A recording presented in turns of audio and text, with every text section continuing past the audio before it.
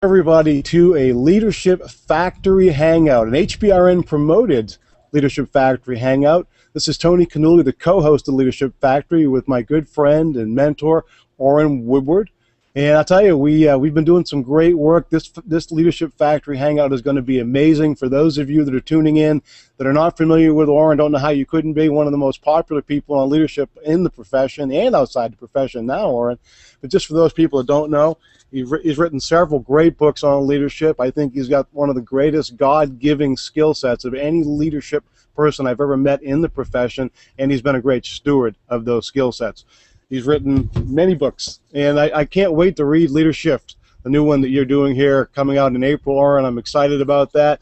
Your blogs are in the top 100. You're rated in the top 25 leaders in the world, and you're very humble, and it's an honor of mine to be able to do this. I'm the co-host of the show. I'm also the marketing director, and I'm also the show host of the Slight Edge Zone for the Home Business Radio Network. And we pray every time we do one of these to bring as much value as we can. We bring on great leaders like the one that Orrin's going to introduce to you in a moment, and we share from our heart principles. These aren't just principles that we read about. These are principles that have been lived. Orrin, before he wrote those books I showed you, he lived those principles long before he wrote the book. So with that, I want to turn it over to my amazing anchor of the Leadership Factory Hangout, Mr. Orrin Woodward.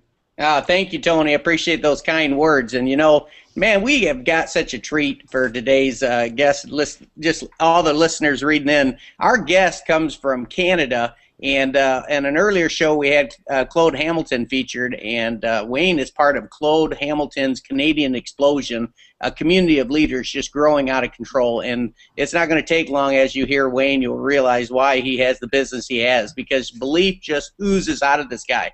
I mean, I can remember back in late 2007 as he joined our team community. I believe he was a turbo 10 level, so he had about 20 some, maybe just a little over 20 people showing up to an event. And today he has thousands of people attending seminars across the country. An amazing story of overcoming. Wayne and Raylene are new policy council members within the life community, just tearing the cover off the ball. So Wayne, welcome to the Leadership Factory. I'm excited to hear from you today, and I'd love for you to share with our listeners kind of how you got started in this crazy profession. Sure. This is obviously to be on the Hangout. It's pretty cool to be here. It's an honor. It's a privilege. I appreciate both of you men for what you do in the industry. And our story is it's like many. I mean, I don't think we ever graduated, we're born, and we think we're going to become networkers full time. That's not, I think, what we try to do. But eventually what happens is I kind of go back to where we were, but we were young kids, and we were ambitious. And I met my wife, and at the time she was my girlfriend. She was 14 years old, I was 15 years old, and we seen each other one weekend a month. And that was kind of how it was. For we didn't have licenses. Our parents drove us around to see each other, type of thing.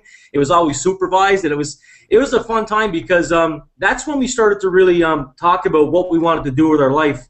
And even at that early age, we knew that we didn't want to stay in the small community that we were. And it's not because the people weren't good. It's not because our family wasn't awesome. It was because we just dreamt early on in our lives. We talked about what could it be? What it's like to be like. I didn't know the term financial independence, but what would it be like if we won a few $1 million? And we always talked like that and had big goals and dreams really early on. And then when we graduated high school, I was 18, my wife was 17. And I remember saying we should move away to where we can at least get some really good jobs, because that's kind of in my head what I wanted to do. Like, find something that could pay us good. And really, with no post-secondary education or anything, we took off and we left maybe, let's say, 1,600, 1,700 miles away from home.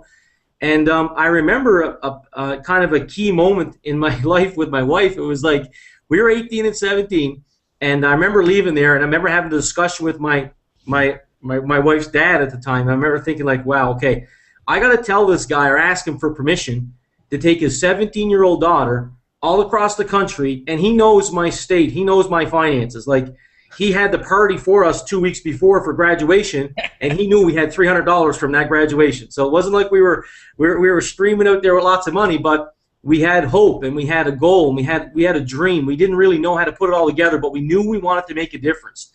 And so I remember sitting down and asking him, I said, Gus, I hope you trust me enough that you give me a chance. And I love your daughter, and I want to make a difference in our lives. And I feel like if we move away, we'll have a better shot.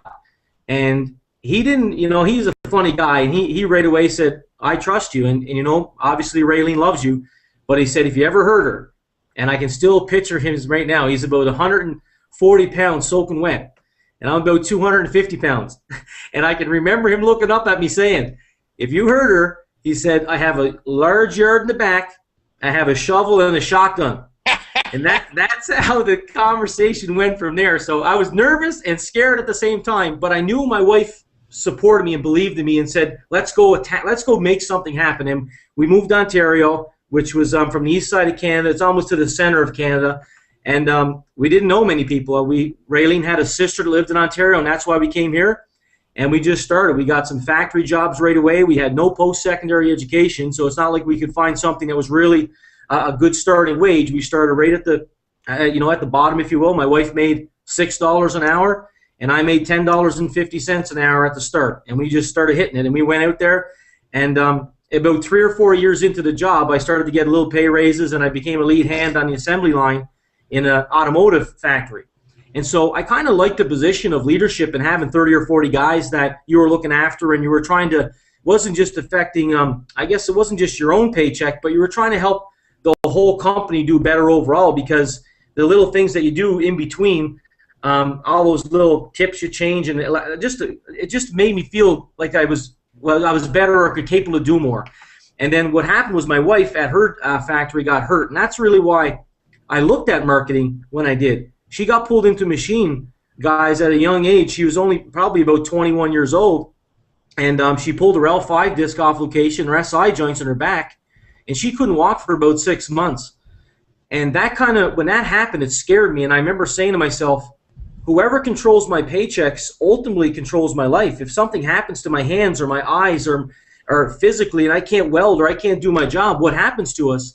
And that's when really the introduction to marketing came into us. Raylene had an older sister that lived on the East Coast. Her name is Karen, and she started working with Claude a few months before all this happened. And she said she wanted to get to know Claude and Lana a little bit and trust him a little bit. But what happened was, as she got to know Claude and Lana for about 6 months or a year, she started to make a little bit of money in the industry. Now, she wasn't super successful in the industry, but she started to make $500 a month and $1,000 a month, and enough that she had confidence that she trusted Claude and Lana, and she knew that I was looking kind of in the back of my head where our position was. And so at that time, she had the courage to give us a call. And, you know, job-wise, we probably made about $50,000 or $60,000 a year more at that time than she did, but she still believed in Claude and Lana and believed that we were looking for the opportunity. And that one phone call, I remember saying, she said she has something, well, she wouldn't tell me anything. It was like a big secret on the phone. I couldn't get any answers out of her, and I'm a kind of a driven personality, and I wanted to know what's the bottom line, how much exactly are you making, send me a fax report of your income. Like, I wanted to know all this stuff, right? And all she did was say, you have to meet this couple, Claude and Lana. I can't explain it to you, she said, but they're the reason why I'm where I'm at today and the money I'm making today. And I said, okay, I want to meet this couple. And she had Claude and Lana call me and Raylene a couple of weeks later. And this is how the whole thing started. We were in debt up to about $300,000 in debt when we first seen this idea. And on a phone call, Claude was able to convince me. And that's, I mean, before I met him, before I got a chance to talk to him, see who he was able to influence me on the phone to travel about 1,600 miles away to come to what was called a major convention. I never seen the plan. I never seen what it was. Didn't know how the money worked. But in a 10-minute conversation on the phone, he was able to convince me to come down to this major convention. And so I look back now and think, how did he do that? I don't remember the whole call, but I remember him saying, if you come down here, Wayne, I know a little bit about your situation, he said, but one of the things is that being driven and being hungry, he said, if you come to this convention, I know what you make a year, and he said, if you learn from me and what I'm going to teach you, what you make in a year, one day you can make in a month.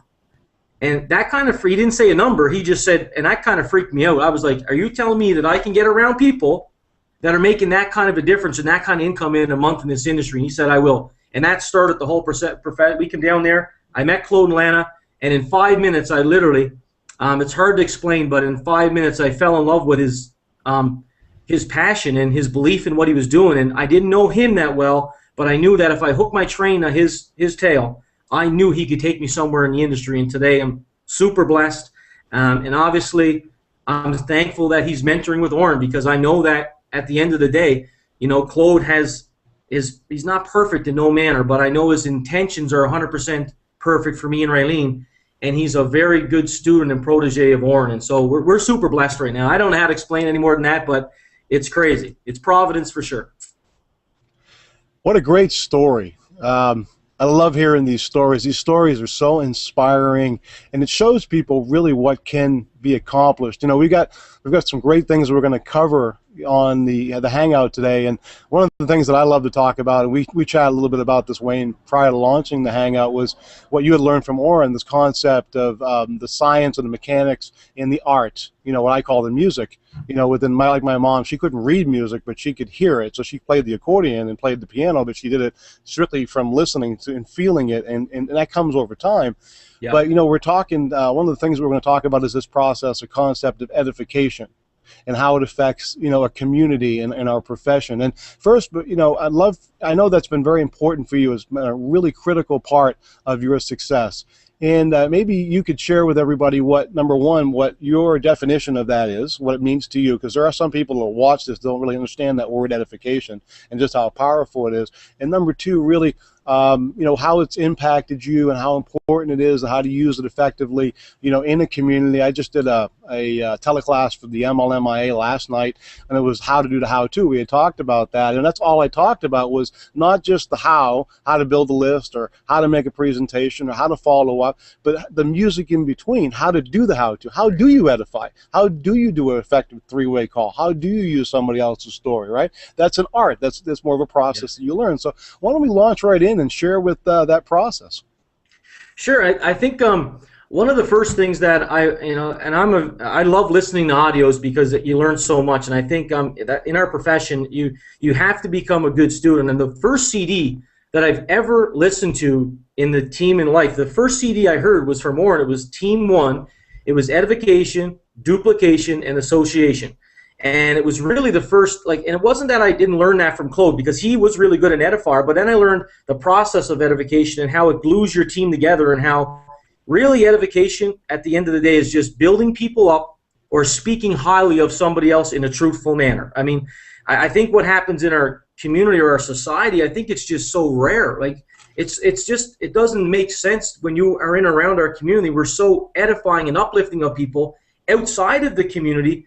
It's rare for you to hear people saying that and talking about that. So when people first come into our community, just the natural art of edifying and complimenting somebody and finding good in others, it attracts good people to our community instantly, and they can sense it. It's like, you don't say, oh, Orrin, I don't say Orrin would make $80 million a month. That's not the point of edification. Is this gentleman, he's a #1 best-selling author, and he's helped hundreds and thousands of people become financially independent and help them live the life they've always wanted. Like, finding good things to edify them, because it's so important. And what I always found is that with edification is that the more I edify or build somebody up, it doesn't take away from me. It actually adds to me if I'm doing it properly, because they look at me and say, you know what? This guy doesn't have all the answers. Tony doesn't have all the answers. Orrin doesn't have all the answers. But when you edify other people in your community or your support team, it's almost like you're a conduit for the information. And then you don't have people early on in your business asking, hey, how much money do you make? Where are you at in the business? I never get that question even today, because I edify Claude, Lana, and Orrin so much that they want to meet those people. And in the process of doing that edification, I know long term that if I properly edify Claude and Lana to my new people that I bring into this community, the #1 thing that Claude and Lana are going to do when they talk to my new people is edify me and Raylene. And it glues the whole community together. It's an uplifting factor that I think people get sucked into that vortex. That's what happened to me. I listen to, and one of the things I learned is that you get around this community and there's no name tags. I was shocked the first event I ever went to, and Claude and Lana knew hundreds of people by name, and nobody was wearing any name tags. Like, that just, when you're outside of this profession, that is amazing when you come into it. So the bottom line with that is Claude said to me all the time, if you truly care for people and if you have a heart for people, you're going to remember who they are. You're going to remember the story. Oh, how's your kid doing today? Oh, last week you talked about a choir rehearsal they were in. You remember the stories of people and you remember their names, if you care about people in this industry, not just looking at them as a dollar or a money sign. And edification is the glue. Giving others credit is so important in our industry, and it really creates a third-party edification, which is really important, the triad relationships with people in our business. That's so key in what we do right now. You know, it's interesting because Wayne's a great example of being the messenger, not the message. You know, when we talk about it, it's like when people get close to you, they're going to see your faults. They're going to say, oh, you know, he didn't have all the details. And if you're a real detail melancholy person, you might start to see the criticism there. However, when you're a messenger, you can't dwell on that because Wayne's not the message. He's not the one that has to have all the answers. And when you're new, think about when a person gets started. I mean, you could spend 20 years of your life in this profession and still be learning, because I mean, I'm still learning after 20 years of doing this full time. And so but by being the messenger, they're going to look past your faults, they're going to look past your imperfections, because you're pointing to somebody else further away with more success. I love what Wayne just said. People aren't asking him how much money he's making because he's constantly pointing to somebody else. But the beautiful thing is Wayne has been the messenger so long, he now is the message. And yet he won't take that message because he's constantly pointing. And that's how I feel. It's like, I'm not going to sit here and say, I've got all the answers. Man, I'm just a student involved too. And it's a wonderful way to build a community, because the principle is all of us are better than any one of us. And that's the power of a community. You can take one pencil and snap it. But if you take 4 or 5 or 10 pencils together, man, you can get a pretty strong man, and he's still not going to be able to bust 100 pencils put together due to that strength of it. And that, Wayne, is one of your greatest gifts, in my opinion, in this profession, is your edification is so sincere. It comes from your heart. And so when we're talking about this, let's go further into this edification and leadership. As you're building your community, and you've got thousands of people now showing up to events, how do you identify a person that's, man, they're ready to go, and identify someone that you say, man, that's going to be a leader in my community, versus somebody else that maybe gets in and let's say call them a leaner, or someone that's a lover, that they just love the community, but maybe they're not ready to go out and explode. How do you discern the difference between someone who's ready to roll and maybe someone that just needs to be around the community just to rebuild themselves? Right. That's what we do as leaders now. We try to really be talent scouts, if you will, looking for other people that really are better than us in a way, like when we first started. Because I'll take it back when I get into this community, and I don't want it to seem like I was good at any one of these, because I wasn't. But I'm trying to give you my journey through how I came into it, and that's how I kind of look for other people, right? And in your book, Launching Leadership Revolution, you talk about the 5 levels of influence, and the first 2 are probably the most important, is learning and performing. And that's what I kind of look for, okay? If you have to hold everybody's hand that is in this industry, they're usually not the ones that are going to, like you say, Orrin, go from the subway to the Metropolitan, use that Josh Bell story. They're usually not. A lot of times, the leaders that we don't know, they don't need every answer spelled out to them.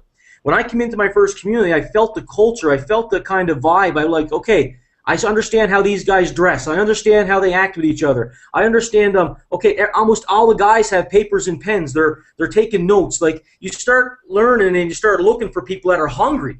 And you say, look at that. The first time he ever comes to a meeting, he's got a notepad, he's got a pen.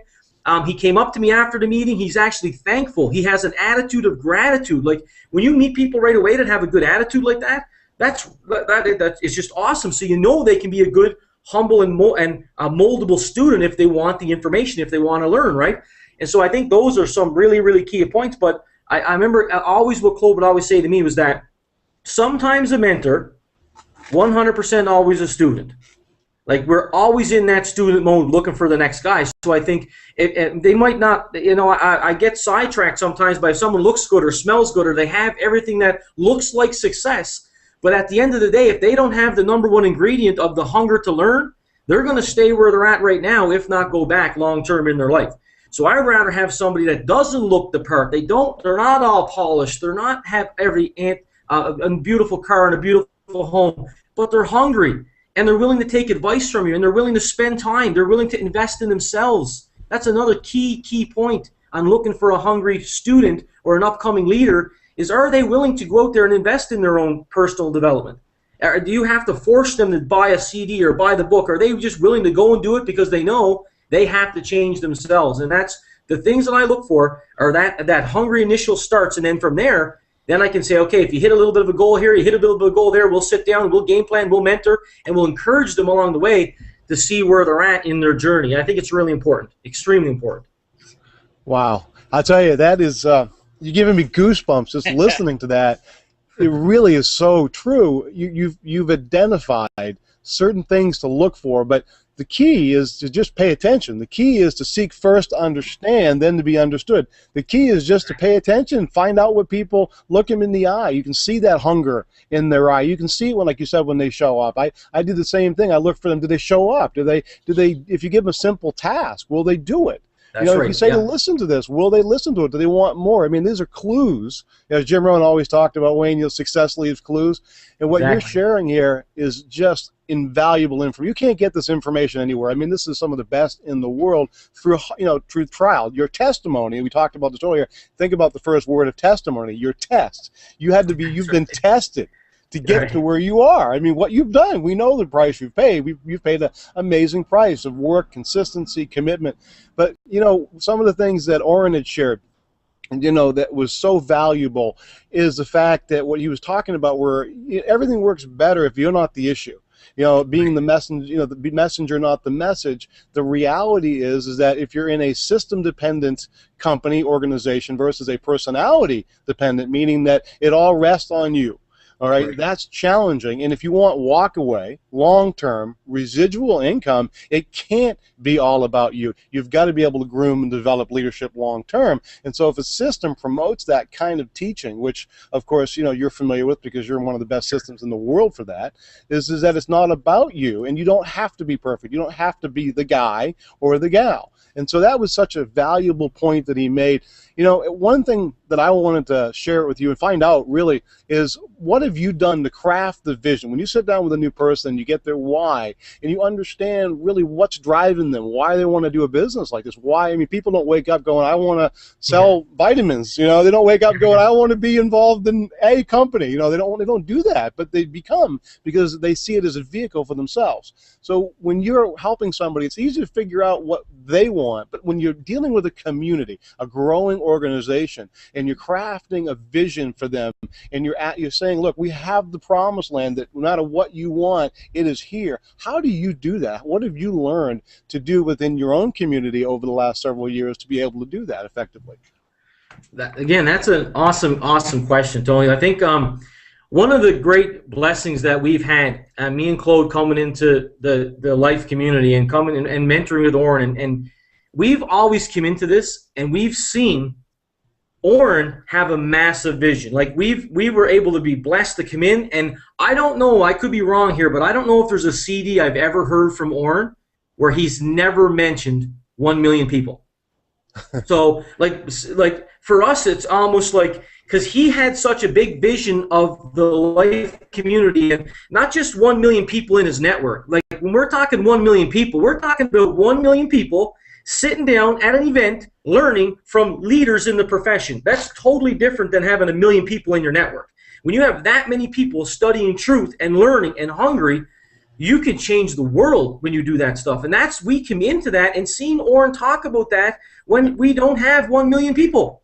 And so that vision that he cast, me and Claude just say, what part are we going to play? So for me, in order for me and Raylene, and me and Claude to give a vision to our groups, we have to be caught up in a vision. Like if we're not being led with a vision, how do we pass a vision on to somebody else? And so we're blessed, like I said, to have Orrin that's always had that 1 million people vision. And so me and Claude say, okay, well, if we just look at the numbers and say, well, let's say that 300 million are in America, and we have a 35 million in, or 30 million in Canada. We can just say 10%, we'll do 100,000, but that's not how we do our math. We're like, we want to play a bigger part than 100,000, right? And if you have Claude on here in one of your first Google Hangouts, you know how that man operates. He just doesn't shoot for the entry level on anything. He wants to exceed expectations of his mentor. And so we look at that and say, what part are we going to play? And we draw it out and say, okay, let's say we can have, in the 1 million people goal, let's say we can have 250,000 people in our network,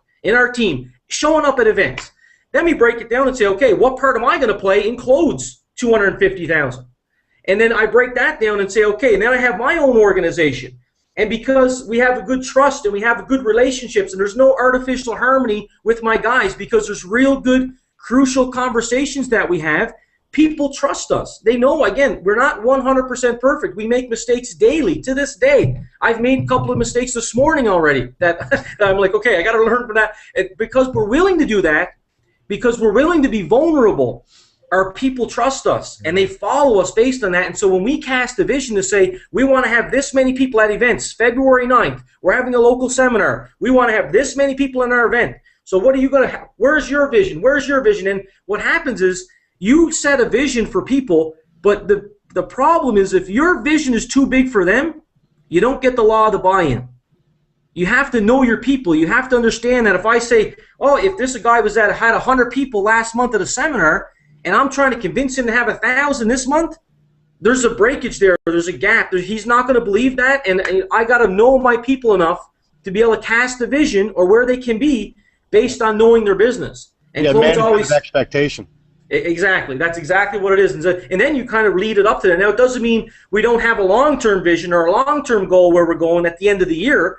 Like we talk about, me and Chloe talk about, PC is great, but by the end of the year we're going to be double PC. We're not sticking around. We want to lead people, and we have our health. We have good health. Me and my wife are blessed to be in this community. We love what we're learning, and we're able to share and grow friends. I don't want to sit around. I don't want to wait around and waste my time. I feel like we're here once. Let's do everything we can. Like my friend Chris Brady says, he doesn't want to rust out. He wants to burn out.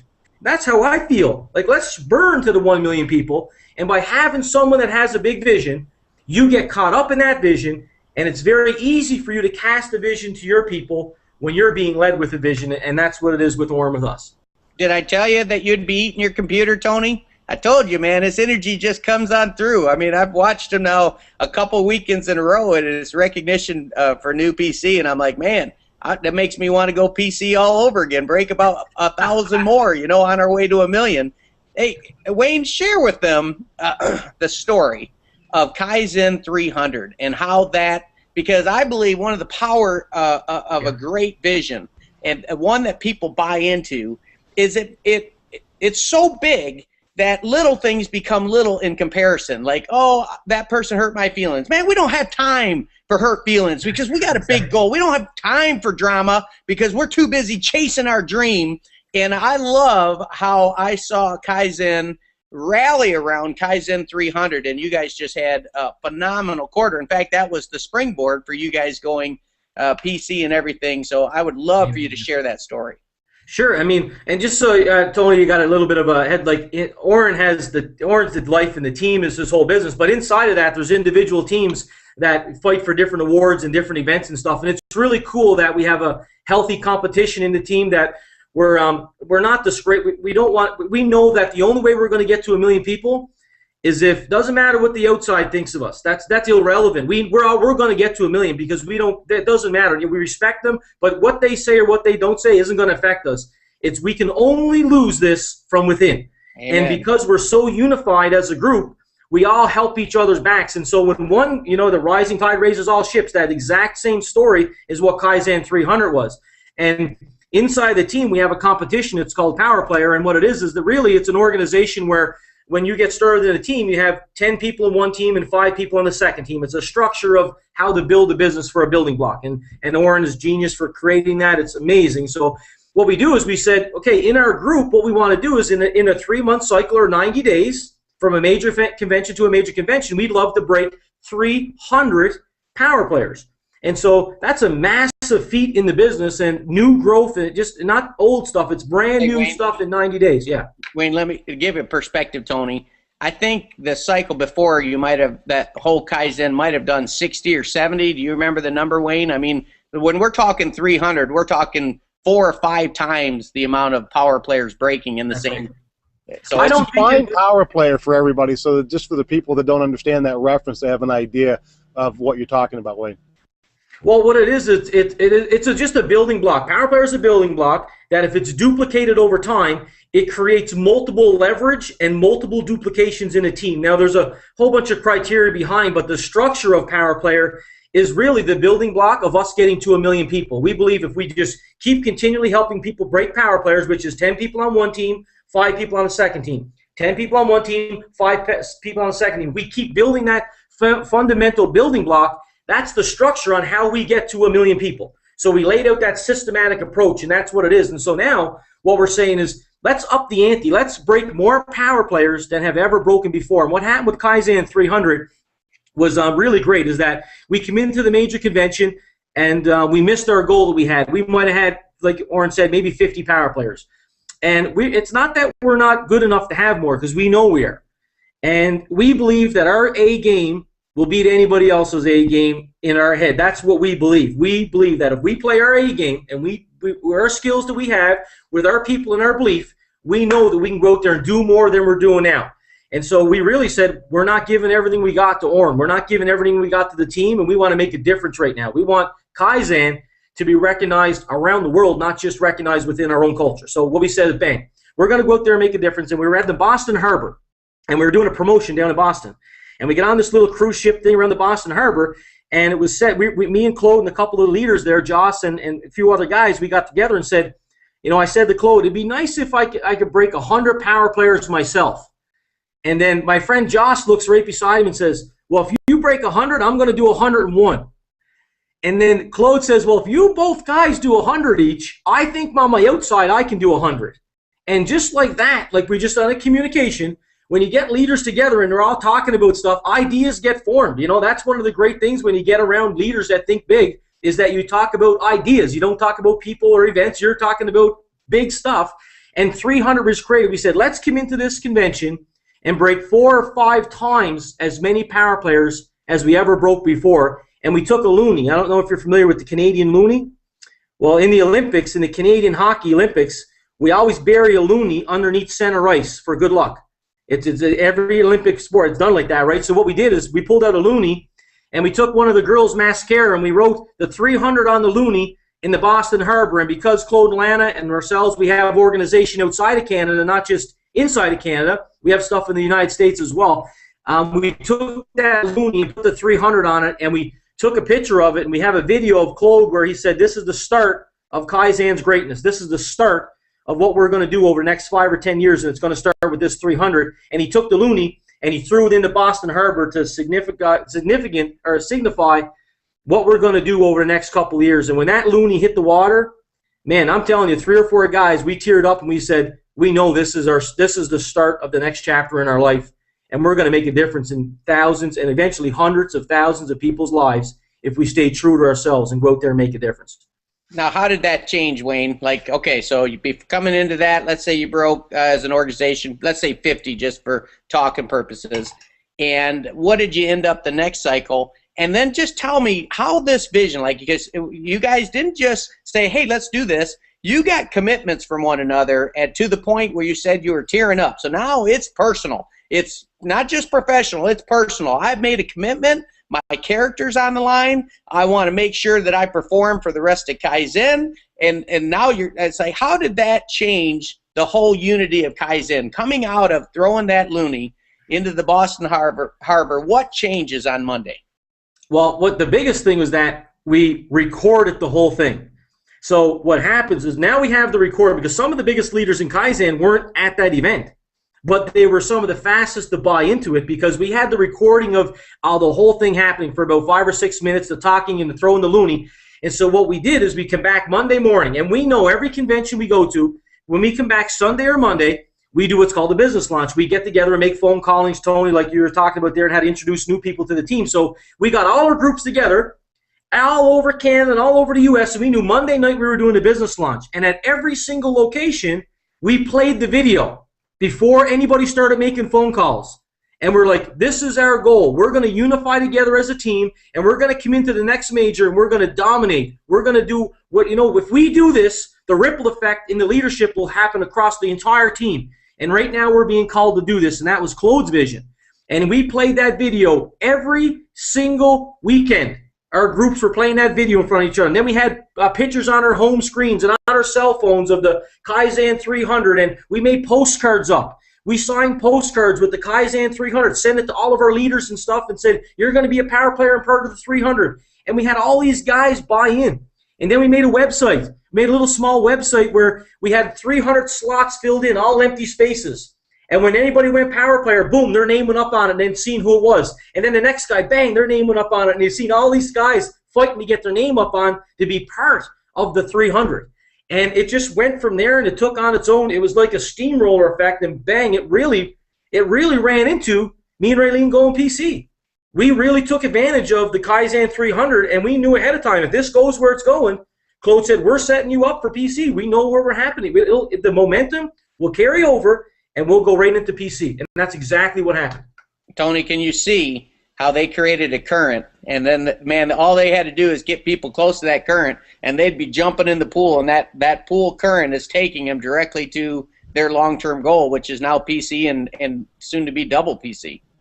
Oh, absolutely, without a doubt, Orrin. It's amazing to watch this. As I watched this today, and part of this, I realized that this isn't being taught in most Super Saturdays, at least from my perspective, from the profession, being a neutral party, an advocate for the profession with the MLMI. Most of this is not being taught. It may be taught in small groups of leaders across the country, but everybody that's watching this, really go back and watch this again, watch it again, take notes, because there is so much wisdom and so much power in what Wayne is talking about and what Orrin is commenting on right now. It's just, it's amazing. And, we got another great question regarding trust and the speed of your growth that we're going to talk about, Wayne. But before we move into that, I want to just ask you, we talk about events, and you talk about having so many people at events, and when you create that focus of power player, number one, how has the events been for you? I mean, how important are events in your business? I think that's something we constantly need to, bring up with people, because I think events, no matter what kind of company, even though we have technology like this, there's nothing like an event to transfer a personal belief to another person, which you've done very well. Claude is amazing, by the way. I wanted to make mention of that. The hangout we did with him was awesome. I really, really like him. But the other thing I wanted to ask you as well is, when you're focusing like that, now, even though you had a team principle or theme, you're still part within the leadership culture of the company. You're still within the same culture. You're not going against the grain. Right. You're a microcosm of the bigger culture, like you said with Claude or with Orrin's original vision of 1 million. I think that's important to comment on, because sometimes people in a company will try to swim upstream, and do something totally radically different from what the culture is of the company. But if we could comment on those, I'd really appreciate this. This is a great hangout. Yeah, well, like, this is such a privilege for me that I'm actually, like, you ever have those out-of-body experience things where I took a picture of my chair this morning, I'm like, click, and I took it, I'm like, I'm going to be on a factory hangout with Tony and Orrin. Like, this is a couple of years ago, I couldn't pay my hydro bill in my house, and it's like, it's just a blessing. So, I'm learning from you guys more than you know, and I so appreciate, and I hope people that are watching this really tune in to say you can make a difference in your life. Really decide to become a champion or become a winner, and it starts from within. You need to develop yourself, and you need to believe you deserve to develop yourself. Like, think through that and take that, because you're not here by accident, and I believe God makes no job. I really believe that you're here for a reason, and you can change your life. And so the events part of, like, that question is that, first of all, I think I don't think Orrin would want me, if Orrin was going to jump off a cliff, I don't think Orrin would want me to follow him off the cliff type of thing, unless we knew there was a pair, all that stuff. So there is a point where you have to really believe and trust in the leadership and where you're being led. I think it starts there. And when we met Orrin for the first time, we really trusted and believed that his organization, his intentions, his integrity, his character, the person he was, we believed that we could take a deep breath at night knowing that we can trust Orrin and he's not going to throw us under the bus. And I think that was a very important point for me and Raylene, me and Raylene and me and Claude and Lana, for where we come from. That sense of relief to say, you know what, we can bring people to these events, we can put as many people as we want in, because every single person that steps on a stage in the life business is a professional. they teach from their heart and they believe in what they do. So when you have that sense of relief knowing that you're part of an organization where they do everything they can to make the events for the brand new people and make it such an like we just had an event this past weekend, and I wish I could tell you how many people have came to my open meeting last night to tell me that it was the best event they've ever been to, and they thanked me for doing whatever I could to get them to it. And that's an awesome feeling when you know deep down inside as a leader, all you need to do is solve the little bit of a time issue or a little bit of a money issue, solve that little issue for them and get them to the event. And after you get them to the event, bang, it's game over if they're a hungry student and a hungry leader. You don't know the time they're going to do it, when they're going to go PC, but you know they're going to start their journey. And that's the most important part. And the events that we have, we're so blessed to be able to have these events that we know whether we send somebody to Wisconsin or we send someone to Michigan or we send someone to California or in Canada, anywhere we send somebody to, we know they're being taught the same music. They're going to hear the same music from a different speaker, and that's that big vacuum of leadership that we have going to 1 million people, and it's awesome. It is an awesome feeling. You know, Tony, we have a statement that we teach in the team called "True competition creates cooperation." So, you know, here's Wayne talking about how Kaizen is going, and Kaizen's a great organization led by Claude and Lana. But there's some other great organizations within the team community, within the life community. And so when Kaizen steps up their game, that has helped so many other organizations. We had 4 other organizations set record numbers for power players coming out of this cycle because of what Claude and Lana and their whole organization, Wayne and Raylene, did last cycle. So it's when someone steps up their game, that rising tide lifts all ships. And by having great competitors, that really drives cooperation and unity within that team because, you don't have time for conflict. You don't have time for drama because every day of drama is one less day of accomplishing your goals and dreams. That's right. Well, that's amazing when you get down to it. I mean, it's the focus. It's hard to focus on more than one thing at one time. So if you're focusing on the positive, if you're focusing on that goal, if you've got a clear vision, if you've painted a vision for the group and the community, then they're going to be focusing more on that. Even if they lose focus, they'll get back to it again if they're within the system. But of course, one thing that stands out, and we're going to talk a little bit about speed of trust and how important that is, and how do you build trust in a community, which is exactly what you just mentioned with Orrin, which made such a difference. Is your attitude. Wayne, I got to share with you, your attitude is so superior. You could attitude people to life. Okay, I mean, it's so superior in your thought process as far as you're very thankful and you're very grateful. You have an attitude of gratitude. I mean, these things come out. If anybody that's listening to this, and by the way, for those that don't know, the audio of these Hangouts now are going to be on the Home Business Radio Network every Wednesday night at 10 o'clock, and we're going to have those running every week, just the audio part of it as well, not just the video and audio that we're doing now. But just hearing the attitude that you have, your gratitude, the way you think about people, your humbleness, and then also to hear and feel your desire, which is so cool. I mean, it's very clear what simple things you have that have led you to where you are today, mixed with the leadership principles that you've taught, hard work and consistency. That's why I love this profession, because anybody, and I can never get this across enough, but anybody can change where they are today and be where they want to be tomorrow if they're willing to, if they're humble, if they're willing to just suck up their ego and actually learn from those that have done it, just like you did with Orrin and many other leaders. But just your attitude is amazing, and it's so important. It's such a critical key to this business. But how important was it for you to have that trust in building your community fast? And did you learn something regarding building your business faster with trust within you and your group? And how was that process for you? Because that is everything in our profession. I couldn't agree more. I mean, the moment that if you have no trust or gaining trust, it's so important in what we do. You're right. And I think I read a book early on in our business, and I'm not sure if I'll pronounce it right, but Patrick Lencioni wrote a book. I think his name is Lencioni, and it was the 5 dysfunctions of a team.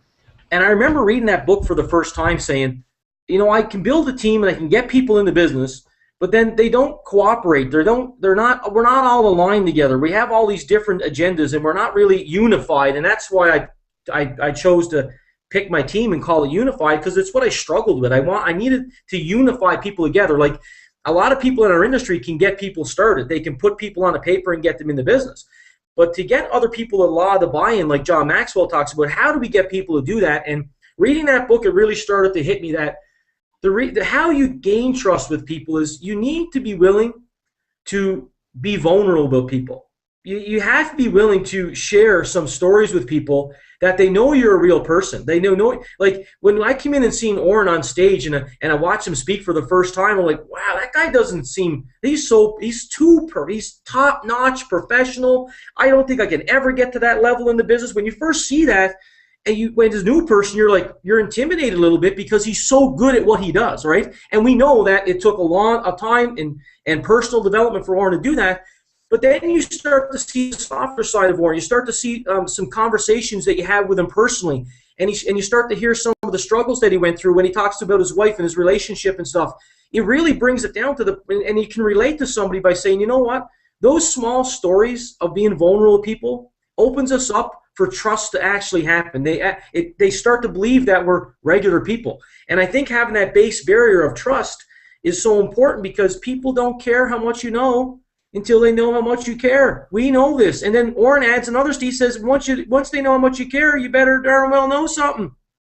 That's right from Orrin, right? So we need to understand that once we get people to trust us, we better know where we're going. And so actually when you have trust and people start to listen to you and they really care about who you are and they feel like they know that you got your best interest at heart. Like I believe that Claude and Lana, I believe 100%, every fiber in my body, they would never do anything to intentionally hurt me. I believe that. Amen. And so by having that, I'm able to have crucial conversations with them. I'm able to open up now and not have this artificial harmony like, oh, things are great. Oh, things are great, but my business is not moving on. So things aren't really great. And, oh, how's your relationship? Oh, things are good. No, they're not really good. I need to get really open up with Claude. And because he was able to be vulnerable with me and talk to me about some stuff that happened in his life, it gave me permission to do it to him. And then we started to have really good conversations.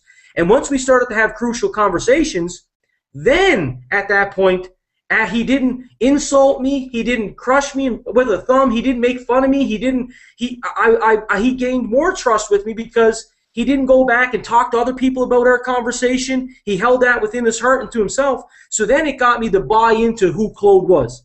So first it started with trust. Then we started to have good conversations and crucial conversations where he helped me. And then he got me committed. I'm committed now to make sure I follow Claude because I know where his heart is at right now. Once we get the commitment factor that he knows, now he's able to keep me accountable. So you can't keep me accountable to something that I'm not committed to. So it all starts with trust at the bottom. Then you go to crucial conversations. You have commitment, law of the buy-in. Then you get accountability with each other. He can hold me accountable. Wayne, remember we said we were talking about this and talked about that? Yep. I can allow him to be accountable because now I'm committed to him. And after we're accountable to each other, that's when you hit the peak in your performance is when you get results. And you get results over and over and over again because the baseline is so thick with the trust. You have so much trust with each other. That speed of trust we talk about. I don't have to second guess what he tells me. I don't have to argue. I don't even have, now I might ask why to understand the principle behind the philosophy of it, but I'm not asking why because I don't trust him or I don't think it's a right judgment call. Does that make sense? That's how it starts. Trust is what we do in people, and we need to develop more trust and faster trust with people. And I believe being vulnerable and open up to people and sharing your heart with them gets them to actually open up their heart with you. That's how I believe where we're at today is all started. Amen. Hey, Tony, well, I know we're kind of running down on time here. I want to kind of summarize Wayne and Raylene's story. And Wayne, I know, I apologize, you've heard this story a few times now, because but I just think it summarizes the whole networking profession. And online you can watch Joshua Bell, who is considered today America's greatest violinist, and he'll sell out a concert, $140 tickets, New York Metropolitan, sold out, get standing ovation after standing ovation, and encore. They'll just keep cheering until he comes back out for an encore performance. He's that good at the New York Metropolitan. Well, he was playing for the Library of Congress, and after the concert, a couple of reporters asked him to say, they convinced him to let's see how he does in the Washington subway system. So they stuck him at the most, busiest part of the subway, and they videoed it. And so for 30 minutes, you can see Joshua Bell. He's playing with the Stradivarius, $1 million plus piece of equipment. Amazing performance. But when he's done, you just watch all these people just ignoring him. For 30 minutes, Joshua Bell was practically ignored. I think he collected $27, 20 of which somebody recognized him. And so if you think about how this relates to the networking profession, there are so many people out there, and Wayne and Raylene are two of them. They were factory workers, and yet actually they were disguised Joshua Bells playing in the wrong arena. They were in the subway of life, and nobody recognized the magic. Nobody recognized that passion that we see today because it was all hidden. And they interviewed Joshua Bell after, and he said, man, I was beginning to think, what's wrong with me? How come these people, I knew I was hitting the notes, and you listen to the video, and it's just amazing the music he's playing, and yet everybody's busy, busy, busy. They're so busy, they miss out on the beautiful. Mm. And that's what happens in a person's life. Had Claude and Lana not reached out and invited Wayne and Raylene out of the subway, they took them and they showed them this light way up this stairway and said, you're in the subway now, but if you got some courage and you're willing to work with me, speed of trust, all the things we talked about, the edification, if you're willing to climb up these stairs with me, I will go with you step by step and I will take you out of the subway. Now, it's very important. The top networkers, people are like, well, if you're so successful, how come you're down here in the subway sharing this plan? I'll tell you why I still go in the subways. Search and rescue. I go down the subways of life looking for other hungry people like Wayne and Raylene. Somebody's got to give them the chance. They have the talent. They earned their victory. I didn't throw them on my back. Claude didn't throw them on the back. They took every single step. And you know why? In our leadership community, we refuse to put people on our back and carry them out of the subway, because you will never be a good search and rescue person helping someone out of the subway if you didn't take every stair yourself. Wayne and Raylene are champion of champions because somebody showed them light at the end of the tunnel instead of making excuses and tell, well, that's a long walk up there. Boy, that looks like it's going to be hard. Oh, man, I stumbled and hurt myself. Ooh, ooh, ooh. No. They took step after step after step. And when it hurt, Claude and Lana circled around, encouraged them, believed in them, but they never, ever, ever did it for them. Because if you do the work for them, then the person knows they can't do it themselves. We are creating champions. Leadership is not about doing for people. Leadership's about believing in people. So many people get this wrong. At some point in your business, you're working as hard as you'll ever be able to work. It's no longer hard work that makes the difference. It's believing work.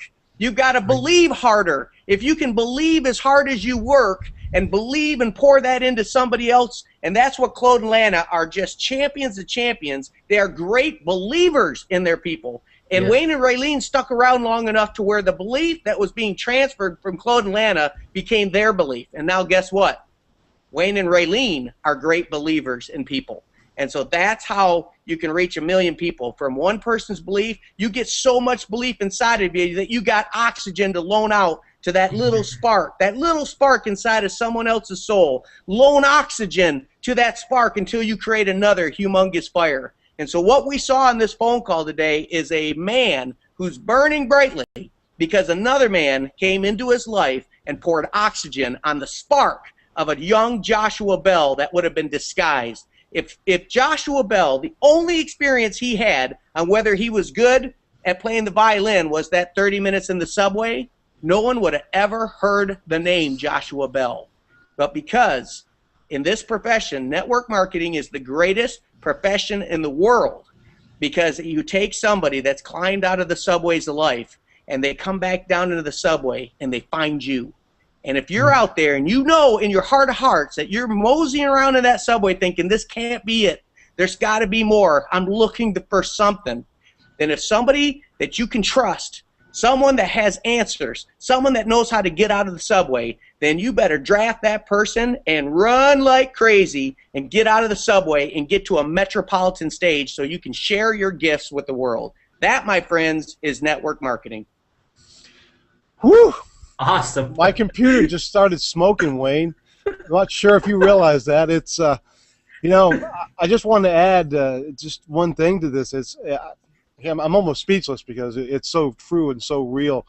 You know, because of what Orrin and Claude and other people saw in you, you've been able to impact and touch the lives, the ripple of that, thousands and thousands of people. And you're just getting started in your career. So over the next 10, 20, 30 years, you know, the possibilities are unbelievable. But the fact is that no one could prejudge you. You know, no one knew what your heart was. You cannot, and I try to share this with people, is you just don't know. Treat everybody well, love everybody, even the ones that aren't ready to do it today. Don't worry about whether they're building the business or not. Look in your group, because one person can and will lead to 1,000, 1 to 10,000, 1 to 100,000, and you don't know who that one is. You don't know that next Joshua Bell. Obviously, you were that person in that particular moment in organization, but you worked hard. What an amazing analogy for everybody to learn from. And number two, once again, I want to leave everybody with a thought here, just for the week, the next 2 weeks until we see you again. Check your attitude and look at the people closest to you and say, okay, is my attitude as good or better than the people that I work with every day? And if not, change it. If not, adjust it, because you have got to be, you know, to lead. And Orrin is, I just wish we could spend more time, and we'll talk more about this in future hangouts. But if your attitude has to be superior to those that you're leading in your organization or in your group or in life. And the reality is you guys are not 10 foot tall and bulletproof. You're, you know, huge. We're talking, you know, 70 foot tall giants in attitude. So with that being said, I want you to, if you could just, you know, maybe comment a little bit more, Wayne, just maybe a couple things that have really impacted you, maybe a defining moment here, and then I want to let, you know, Orrin close down the Leadership Factory for this week. This has been amazing. Sure. Again, guys, like I love this stuff. I don't know if you noticed, I'm trying to take notes from all you guys as well. I got papers all over the place here because it's just such an awesome way to live your life. You get to chase your dreams with your significant other, your spouse, your wife. You get to talk about stuff that you really think is fairy tale, and then all of a sudden one day it's your reality. And I guess I want to close out by saying, dream bigger. I think I think what happens to us is that we don't dream big enough, and we don't believe we can achieve some of the things. That's the secret here to this whole thing, is that you're going to learn skill-wise how to build this very fast in the business. I've learned how to show the plan in my first 10 days in this business. That wasn't that hard to do. But believing in myself and believing in other people is the secret to what we have our hands on. And I think as we close out, I think we got to be very thankful. We got to be thankful for what we have our hands on right now. We got to be thankful to go out there and make a difference in other people, because there's a lot of people out there that we don't know yet that are looking for us. Now, it doesn't matter what industry, profession, like network, company you're in, people are looking for what we have right now, and we need to believe that they're out there, and we need to go do the work. And if we keep dreaming big and we keep believing big, then we're going to find people, and we're going to attract people that are just like us, or just like the Joshua Bells in life. And that's what I love this industry for, is that you can go, Orrin says, you can go from being a nobody to being a somebody when you believe you can do it. And with that, I appreciate you guys a ton. I hope that you keep plugging into these Leadership Factory hangouts, because there's such awesome nuggets and good information for such short period of time. You're getting to hang out with one of the leadership gurus of leadership gurus, with Orrin Woodward, and it's a blessing, man. It's a blessing to be on your team, Orrin, and I'm going to go out there and serve as much as I can to make you proud, to make Claude proud, because I know together we're going to go to 1 million people. That's a done deal.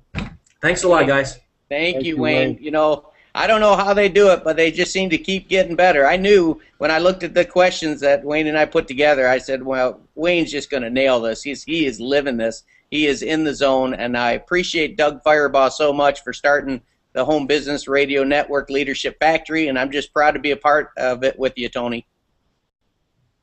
Well, we are very blessed to have you, my friend. It's always a pleasure sharing time with you, and we definitely, you bless everybody that you're around. You know, without God, none of this would be possible, in my opinion. And I tell you, I am so blessed and grateful and thankful to share this time with you guys as well. With that, everybody, this is Tony Cannuli, your co-host of the Leadership Factory.